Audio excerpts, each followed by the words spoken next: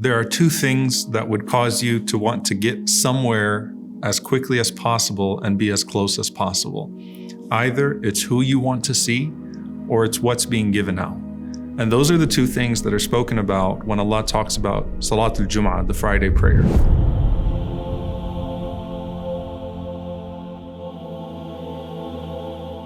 Now, we're talking about the first people to get to the masjid for the regular salawat.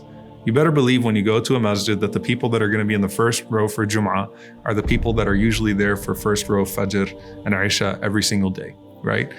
But the way Allah talks about how we come to Jum'ah, to where at least if we're not able to do so for the other prayers, for Jum'ah, is very profound. Allah says, Ya ayyuha alladhina amanu, idha nudiya lis-salati min yawm al-Jum'ah, fas'u ila dhikrillah wa dharu al-bay'. Allah subhanahu wa ta'ala says that when the call for Jum'ah is made, rush to the remembrance of Allah and leave behind your trade. Leave behind those other things that are worldly, that distract you. Focus on the Friday prayer.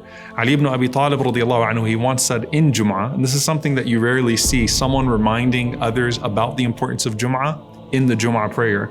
Ali radiallahu ta'ala anhu, he once said on the pulpit in Kufa, he said that every Friday when you wake up, the devils go to the marketplace with their banners. Now remember, every single day when you go outside of your home, you're going to have a banner over your head, and that banner is either the banner of shaitan or the banner of an angel. So this is for Jum'ah. He said that there are devils, shayateen, that go to the marketplace with their banners, and they try to keep people distracted with the things that are of this world so that they are delayed in coming to Jum'ah. And the angels on the day of Friday, they go to the masajid and they occupy the entrances of the masajid from the very start of the morning. And so from the morning until the Jum'ah, these angels take their posts in front of the masajid. And the Prophet ﷺ said that they then start to document who is coming in accordance with how early they're coming. Al-awwal fal-awwal. First by first. So the Prophet ﷺ said, the first to come on that day, or those that come in the first hour between the morning and Jum'ah, and the scholars say this is referring to sunrise, shuruq, to Jum'ah. So the first to come in that first hour is like one who sacrifices a camel for the sake of Allah. And then the person who comes in the next hour is like one who sacrificed a cow for the sake of Allah. And then a person who comes in the third hour is like one who sacrificed a ram for the sake of Allah. And the Prophet ﷺ kept going, describing the decrease in the reward for the person until he said, sallallahu alaihi wasallam, and the person that comes right before in that last hour is like one who sacrificed a hen or an egg for the sake of Allah subhanahu wa ta'ala. Then the Prophet ﷺ said, when the Imam rises to the pulpit and says, Assalamu alaikum, he said, sallallahu alaihi wasallam, the angels roll up their sheets. And what did the angels do? They sit and they listen attentively to the Imam as well. SubhanAllah. So if you're giving khutbah, know that you have angels that are sitting in the audience as well. So if you don't find people very engaged with you when you're giving khutbah, there are malaika that are listening. And if you are sitting and you're distracted by the people around you, realize there are angels sitting with you as well. So it's in accordance with how quickly people get to the masjid and how they hasten to the Friday prayer. Now, the Prophet ﷺ used to give this example of how people would hasten to the masjid if there were material things that were being passed out. So here you're talking about the reward, right? Why would a person miss out on the reward of Jum'ah, and just fulfill the obligation by coming a few minutes late? And you see it at every single masjid, the rush in those last few minutes right before the adhan, and then the rush right before the salah, right? It's like two rushes that are going to take place at the masjid, one right at the time of adhan and one right before the salah, for those that are just going to just catch the salah itself. They're going to miss the khutbah and just catch the prayer itself. If there were material things that were being passed out, if the Prophet ﷺ said that if I was passing out meat, then the people would rush towards it.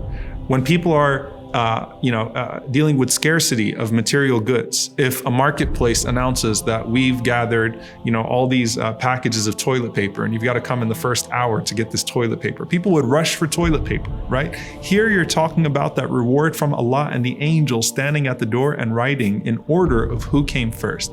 So that's with the reward piece. But this last piece is something that just really, really grips me. It's a narration from Ibn Mas'ud radiallahu ta'ala anhu and Daraqutni. And it's Ibn Mas'ud's words, but he could not say this, as Ibn Taymiyyah rahimahullah says, without the Prophet ﷺ teaching this to him. The Prophet ﷺ said that every Friday in Jannah, Friday is not just a special place here, every Friday in Jannah, the people of Jannah gather. And that's where all of the people of Jannah at least would see Allah subhanahu wa ta'ala once a week on the day of Friday. Some people see Allah subhanahu wa ta'ala more frequently than others in accordance with their station in Jannah. Some people see Allah subhanahu wa ta'ala twice a day. Some people can look up in Jannah and see Allah subhanahu wa ta'ala. May Allah grant us the highest level. Allahumma ameen. So when it comes to Fridays in Jannah, the people gather in the Suq of Al-Jannah, in the special place in Al-Jannah, every single Friday, and all of Jannah is special. And the Prophet ﷺ said, and Allah Azza wa Jal addresses all of the people of Jannah on the day of Friday.